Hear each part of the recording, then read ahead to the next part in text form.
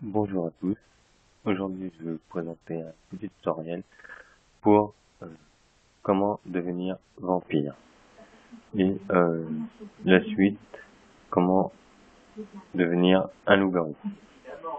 Donc pour le vampire c'est très simple, il faut être level 10, avoir le DLC Dragonborn ou même sans le DLC. Donc pour être un vampire avec le DLC, il faut que vous soyez level 10, que vous faites la quête de la garde de l'aube, vous délivrez la chère madame qui est là-bas. Ensuite vous parlez au seigneur Archon et il va vous proposer son sang en récompense. Donc, si vous acceptez, vous deviendrez un vampire et sinon vous resterez un loup-garou. Donc là, il va se transformer en seigneur Archon, en seigneur vampire. Donc vous voyez que c'est pas mal. Donc moi j'accepte votre cadeau.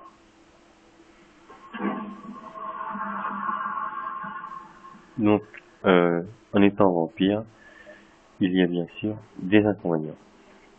La première chose qu'il faut savoir quand on est un vampire, c'est que surtout quand on est transformé, on a du mal à traverser un peu partout. Donc voilà. Donc là, je vais voir de quoi je suis capable.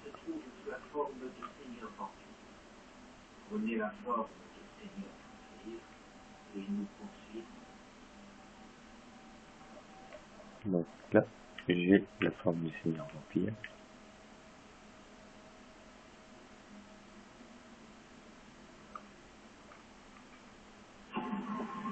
Par contre, je vous préviens, je ne sais pas comment nous détransformer. Donc, je vais apprendre ça tout de suite.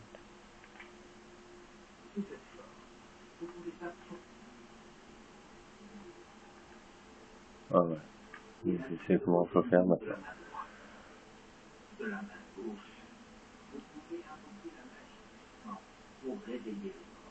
Vous voyez comment il est. Hein.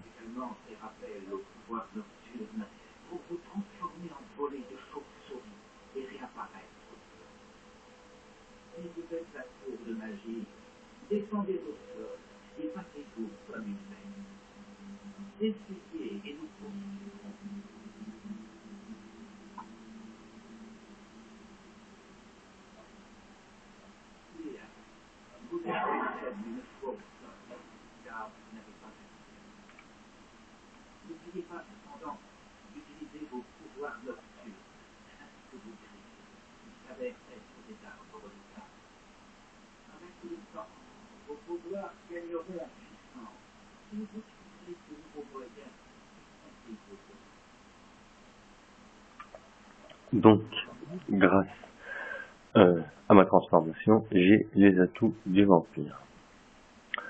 Donc, il y a tout ça.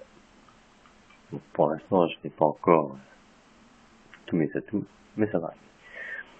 Donc là, pour les atouts du vampire, c'est très simple en fait. Il faut mordre des gens et vous gagnerez, ou tuer des gens et vous gagnerez tous les atouts du vampire. Alors, attendez. En tuant des mortels avec votre fonction de vie, vous gagnerez de nouveaux pouvoirs nocturnes et de la magie du sang. Je vous prie de trouver des esclaves dans les grilles du château, au cas où vous auriez un petit peu. Je ne rien vous enseigner. Vous devez revoir certaines leçons que vous avez appris. Je compte vous confier une tâche qui vous prouvera vos nouveaux pouvoirs. Mais avant tout, avez-vous des questions? Lorsque vous vous une fois au sol, vos pouvoirs grandiront à mesure que vous les emploierez, et vous leur dites bien. avec vos autres.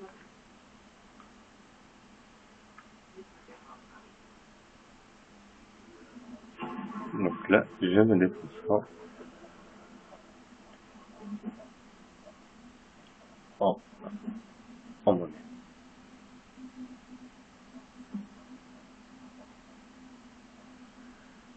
Donc, je vais sauvegarder cette partie-là et on se retrouve tout de suite pour la vidéo du loup-garou.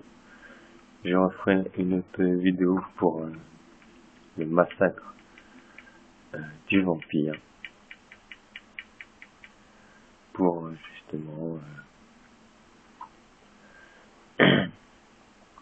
justement voir mes atouts et qu'est-ce que je peux faire avec tout ça. Donc, à tout de suite.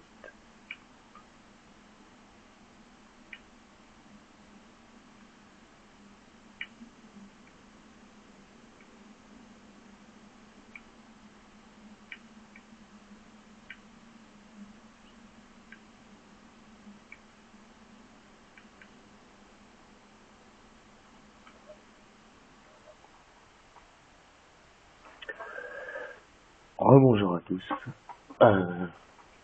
Nous sommes de retour pour vous présenter ce coup-ci le loup-garou. Donc la transformation, les quêtes à accomplir pour devenir loup-garou. Les atouts du loup-garou. Ça consiste bien sûr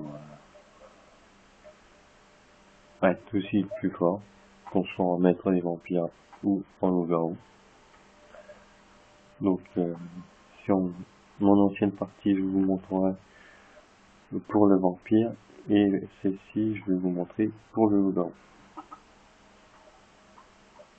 Donc la première chose, pour le loup-garou, il faut aller à Blancherive, c'est la quête principale, ça se trouve au milieu. Donc quand vous arrivez, vous êtes à Elghen, vous allez tout droit, vous mettez sur la carte et vous verrez Blancherive. Donc ensuite, vous faites les quêtes des compagnons. Donc vous arrivez directement à Blancherive. Vous faites les quêtes des compagnons.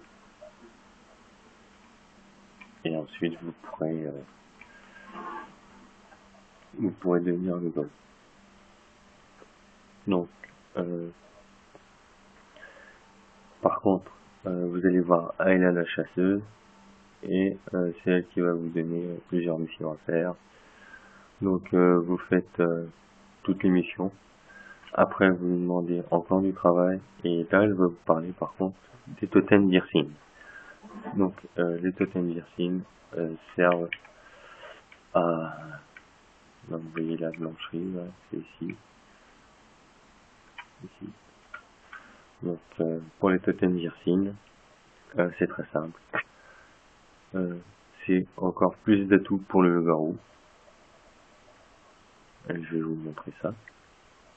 Il y a aussi les anneaux de pouvoir, 4 anneaux qui sont dans le DLC Dragonborn, qui permettent de devenir fort, le plus fort, le plus puissant des loups-garous. Par contre, ça coûte très cher. Donc il faut que vous ayez beaucoup d'argent. Donc moi j'ai déjà eu les 11 atouts du loup-garou, il ne me reste plus qu'à avoir les 11 atouts du vampire.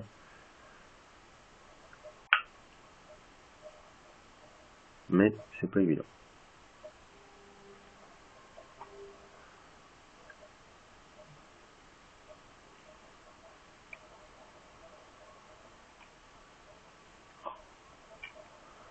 Donc pour avoir les totems d'Irsine, vous faites que les quêtes avec la chasseuse, qui est une rouquine. Ensuite, les totems, vous les déposez à la base forge et vous pourrez les utiliser. Dans chaque totem, il y a une puissance. Donc je vais vous montrer lesquelles de ces puissances. Il y a eu déjà certains tutoriels qui permettaient justement de voir pour donc là le totem de chasse, ce qui permet de voir les gens passifs et je sais plus quel nom. Totem de la fraternité, ça permet d'invoquer 2 loups-garous. Et totem de peur, ça permet de faire fuir des dragons, des trolls, enfin tout ce qui est dur. Donc moi j'ai préféré prendre le totem de la fraternité pour invoquer justement 2 loups-garous. Donc pour invoquer ces loups-garous, il faut déjà se transformer. Donc on se transforme tout de suite.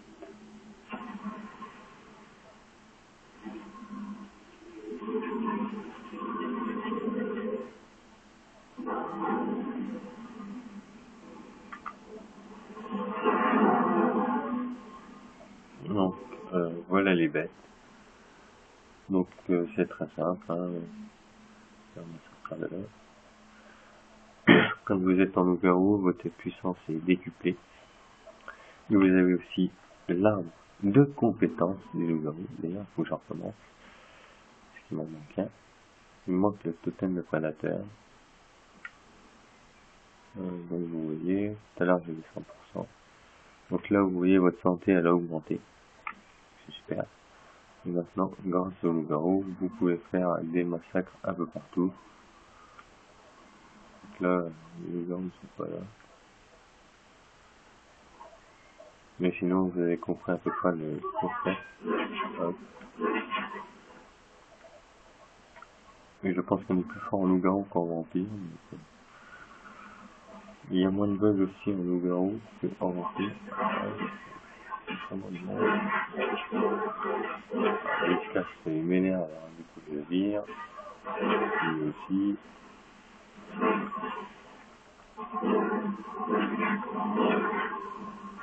Je peux me nourrir. Ah, par contre, il y a une onde.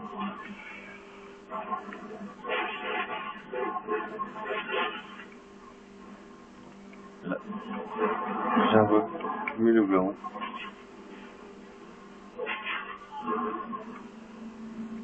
Et vous voyez que ça va très vite.